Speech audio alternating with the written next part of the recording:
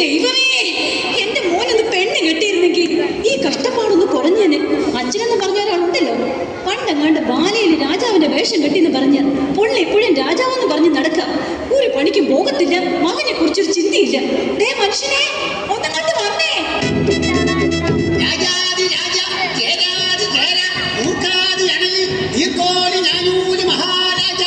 എഴുന്നിരുന്നു കൊള്ളുന്നേ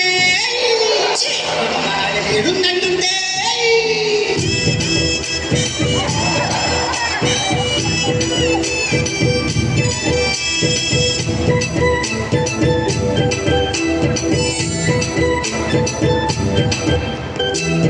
വാടി വാടി മറിയക്കുട്ടി, നീയാണെന്റെ തങ്കക്കട്ടി. എന്നും നീയാണെന്റെ പൊന്നും കട്ടി. നീ എന്നെ കരമുക്കല, നീ എന്നെ കാണുമ്പോഴെന്നെ വിളിക്കല. എന്നെ കണ്ട രാഗാവേണി കുടിക്കാൻ ചിരി കഞ്ഞീരാണി. ഇങ്ങോട്ട് മാറും മനുഷ്യ. എന്ത് ആരുമില്ലേ ഇവിടെ എങ്ങും ആരുമില്ല. ആരുമില്ലാന്നറിയാം, എന്നാലും വെറുതെ ചോദിക്കതാ. ഇത്രയും നാള് ബാല കളിച്ച് നടന്നിട്ട് കെട്ടി ഈ നശിച്ച ആരെവിടെയും ആ പണിച്ച വാടും. വാളിന്റെ കാര്യം പറഞ്ഞപ്പോഴാണ് നാം ഒരു കാര്യം വിളിച്ചത്. നാം ഇന്നലെ എവിടെയോ വാള് വെച്ചു. അത് എവിടെയാണ്? എവിടെയാന്നോ? ദേ ആ അടുക്കളയുടെ മൂലയ്ക്ക് 100 ടങ്ങോട്ട് അടുക്കാൻ മേല. ആ വാളിന്റെ കാര്യമല്ലേ പറഞ്ഞത്? നാം നമ്മുടെ ഉടവാളിന്റെ കാര്യമാണ് പറഞ്ഞത്, അല്ലാതെ നിന്റെ അപ്പം കൊണ്ടുവന്ന ശ്രീധരത്തിന്റെ കാര്യമല്ല. എന്റെ അപ്പന് കാര്യം വിളിക്കുന്നോ?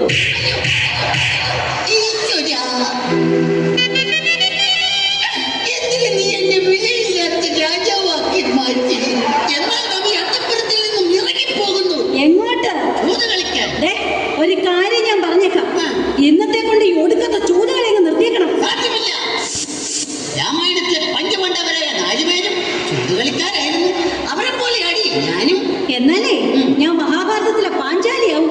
5 കെട്ടിയന്മാരൊപ്പിച്ച പോരെ?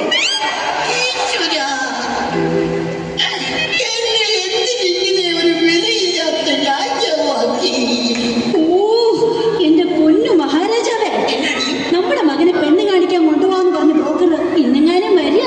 സമ്പൂജനായ അച്ഛനും അമ്മയ്ക്കും ഞങ്ങളുടെ അഭിവാദനങ്ങൾ. അയ്യോ, ഇതാരാ? അറിയില്ലേ? ഇതാണ് ചെറുക്കന്റെ അച്ഛൻ. പാലക്കാരനാടാ, പാലക്കാരൻ. അപ്പൊ ആശാനെ പോലെ തന്നെ എന്ന് വെച്ചാൽ മറുപടി കൂട്ട്. നിങ്ങളെന്താ ഇത്രയും താമസിച്ചത്? ഇന്നലെ ഒരു കഥാപ്രസംഗ പരിപാടി ഉണ്ട്. തുടങ്ങാൻ ഉദ്ദേശിച്ചത് 10 മണിക്കാണ്. തുടങ്ങിയപ്പോൾ 11ആയി, പിന്നെ 12ആയി, അവസാനം 1ആയി. അതെ, കാണാൻ ഒരാൾ മാത്രമായി. നീ സിമ്പൽ അടിച്ചോ, പക്ഷെ എനിക്ക് തടിക്കല്ലേ. അതാണോ ഇത്രയും വൈകിയത്? വരുന്ന വഴിക്ക് ഞങ്ങളുടെ വണ്ടി ഒന്ന് പഞ്ചറായി, എന്നിട്ട് സ്റ്റെപ്പിനി ഇല്ലായിരുന്നു. സൈക്കിളിന് എവിടെയാണ് സ്റ്റെപ്പിനി? കയ്യിലെന്തോ ഒരു കെട്ട്. 3 വർഷം മുമ്പ് ആശാൻ ഒരു കെട്ട് നടത്തിയതിന്റെ പാരിതോഷികമായി പെണ്ണിന്റെ അപ്പം കൊടുത്ത വെട്ട. അതിന്റെ ഈ കെട്ട് എങ്ങനെ വിട്ടാതിരിക്കും? താൻ എനിക്ക് കിളിപോലൊരു പെണ്ണിനെ കെട്ടിച്ചു തരാന്ന് പറഞ്ഞിട്ട്. ഈ നിൽക്കുന്ന മൂങ്ങയല്ലടോ താൻ കെട്ടിക്കുന്നത്. മൂങ്ങ എന്താ കിളി അല്ലേ? നിങ്ങൾ വായും പൊളിച്ചു നിൽക്കാതെ എങ്ങനെയുള്ള പെണ്ണ് വേണമെന്നൊന്ന് പറഞ്ഞു കൊടുക്ക. അതെ, പെണ്ണു വേണം, ഒരു പെണ്ണു വേണം, ഓടിക്ക പോലൊരു പെണ്ണു വേണം. നല്ലോണം പണി വേണം, അതിനൊത്ത മുടി വേണം, ഇതനം വേണ്ടോളം കിട്ടിടണം.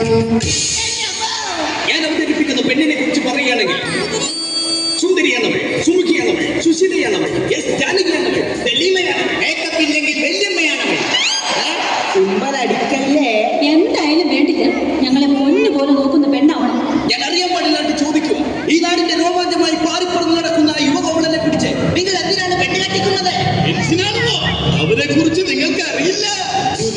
ഒരു മകനെനിക്കുണ്ട് തങ്കപ്പൻ, അവൻ കുളക്കടവിൽ ഒളിച്ചിരിക്കണ തങ്കപ്പൻ. ചെറുക്കനെ കുറിച്ച് കൂടുതൽ അറിഞ്ഞ സ്ഥിതിക്ക് നമുക്കെല്ലാം